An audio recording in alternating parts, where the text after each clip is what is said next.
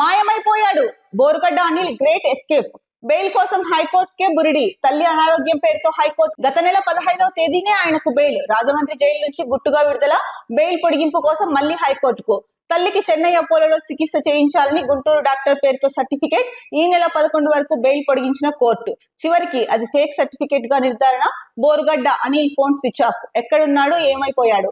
11న జైలుకు తిరిగొస్తాడా రాడా? సో బోరుగడ్డ అనిల్ అయితే కనుక అరెస్ట్ చేయడం జరిగింది. తర్వాత ఆయనకు బెయిల్ రావడం జరిగింది. ఈ నేపథ్యంలోనే సో ఇప్పుడు బోరుగడ్డ అయితే కనుక హైకోర్టుకే బురిడి కొట్టించి ఎస్కేప్ అయిపోయాడు. వాళ్ళ అమ్మగారికి ఆరోగ్యం బాగలేదని చెప్పేసి చెన్నైలోని అపోలో ఆసుపత్రిలో చికిత్స చేయించాలి అని చెప్పేసి మళ్ళీ ఆయనకి ఏదైతే కనుక బెయిల్ ఇచ్చారో దాన్ని పొడిగింపు కోసం అని చెప్పేసి మళ్ళీ హైకోర్టుకి ఆశ్రయించాడు. సో ఈ నేపథ్యంలోనే ఆయన అంటే హైకోర్టు కూడా ఈ నేపథ్యంలోనే ఈ మంత్ అంటే మార్చి 11 వరకు ఆయనకి బెయిల్ పొడిగించింది.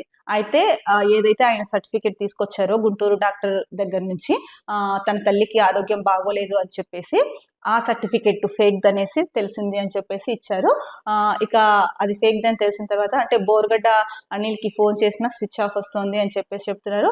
అసలు బోరుగడ్డ ఇప్పుడు ఎక్కడున్నాడు, ఏమైపోయాడు, 11న ఆయన తిరిగి జైలుకి వస్తారా లేదా అన్నదైతే కనుక ఒక ప్రశ్నార్థకంగా మారింది.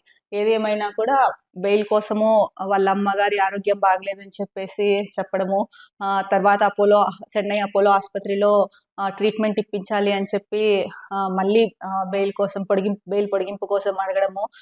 సో ఈ నేపథ్యంలోనే కోర్టు కూడా పొడిగించడము ఇదంతా జరిగింది. మరి ఇంత అబద్ధాలు చెప్పి తప్పించుకొని అంటే బెయిల్ మీద అన్ని రోజులు అంటే ఇప్పుడు ఫోన్ స్విచ్ ఆఫ్ కూడా వస్తుంది. మరి ఇన్ని రోజులు బెయిల్ మీద ఉన్నాడు. అసలు 11వ తేదీ వరకు ఇచ్చింది కోర్టు, ఈ నెల 11 వరకు. మరి ఆ 11వ తేదీ అయినా జైలుకి వస్తాడో రాడో తెలియదు. ఎందుకంటే ఆయన ఫోన్ కూడా స్విచ్ ఆఫ్ అయిందంట.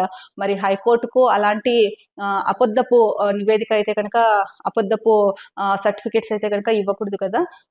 దీన్ని కూడా పరిగణలోకి తీసుకుంటే దీనిపైన కూడా ఆయనకు శిక్ష పడే అవకాశం అయితే కనుక కనిపిస్తుంది. లేకపోతే ఫస్ట్ వార్నింగ్ కింద హెచ్చరించే అవకాశాలు అయితే కనిపిస్తున్నాయి.